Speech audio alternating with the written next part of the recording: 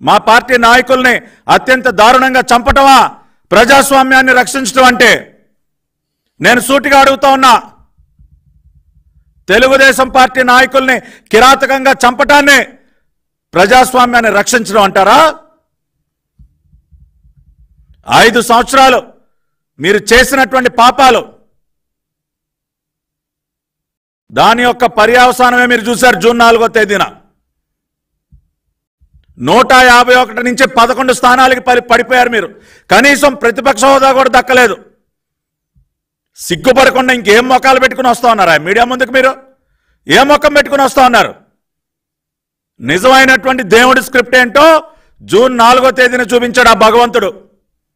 151లో మధ్యలో ఉన్నటువంటి 5ని చెరిపేశాడు ఆ భగవంతుడు. దేనికో తెలుసా? ఆ 5 సంవత్సరాల మీ 5 సంవత్సరాల పరిపాలన ఒక కళంకం ఈ రాష్ట్రానికి. అటువంటి కళంకాన్ని రూపుమాపాడు ఆ భగవంతుడు. అందుకనే 5ని చెరిపేసి మీకు కేవలం 11 మాత్రం మిగిల్చాడు. ఆ విషయాన్ని అర్థం చేసుకోకుండా ఏంటయా మీరు మీడియా ముందుకు వచ్చి మాట్లాడేది?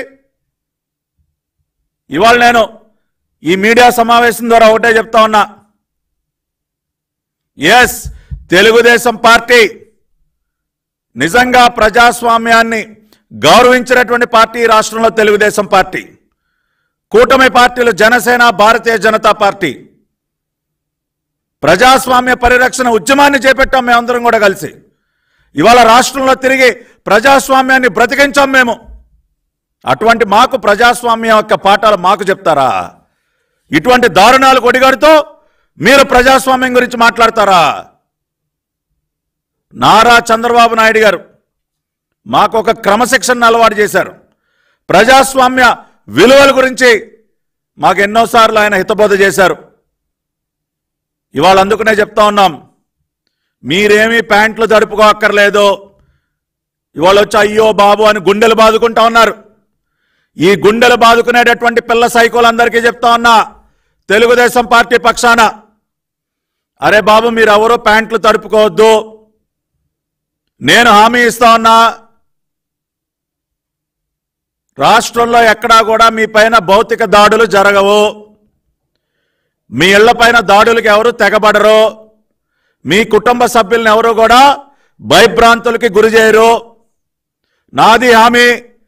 చంద్రబాబు నాయుడు గారి పక్షాన, లోకేష్ గారి పక్షాన, తెలుగుదేశం పార్టీ పక్షాన, కూటమి పక్షాన నేను హామీ ఇస్తున్నా. మేము అటువంటి పద్ధతిలో మేము వెళ్ళదలుచుకోలేదు. మేము హింసని ప్రేరేపించము. ఆ మార్గం మాది కాదు.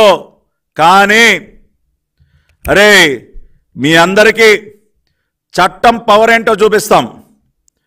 కానూన్ కా హాత్ బహుత్ లంబా హై అని చెప్తా ఉంటారు కదా. చట్టం యొక్క చేతులు ఎంత దూరమైనా వెళ్ళగలవని చెప్పి నిజమైనటువంటి ఐపీసీ సెక్షన్ల పవర్ ఏంటో మీకు చూపిస్తాం. దానిలో ఎక్కడా కూడా రాజీ పడదలుచుకోలేదు. లోకేష్ గారి red book is a reality. అది గుర్తుపెట్టుకోండి మీరు. పిల్ల సైకోలందరికీ చెప్తా ఉన్నాం, లోకేష్ గారి red book is a reality. ఆయన ఊరికనే సరదాగా ఓపలేదు రెడ్ బుక్. ఐపీసీ సెక్షన్ల పవర్ చూపిస్తాం. రెడ్ బుక్ లో నమోదైనటువంటి ప్రతి ఒక్క వైసీపీ పిల్ల సైకోకి, అవినీతి పరులైనటువంటి అధికారులందరి సంగతి తేలుస్తాం. Within the legal framework, చట్టానికి లోబడే మీ అందరికీ గట్టిగా బుద్ధి చెబుతాం. దానిలో ఏ విధంగా కూడా రాజీ పడేటటువంటి ప్రసక్తే లేదు. ఎన్ని పాపాలు చేశారా మీరు 5 సంవత్సరాల కాలంలో? దేవాలయం లాంటి మా కార్యాలయం పైన దాడి చేశారు. ఇదే పార్టీ కార్యాలయం పైన దాడి చేసిన రోజున మీకు ప్రజాస్వామ్యం గుర్తుకు రాలేదా?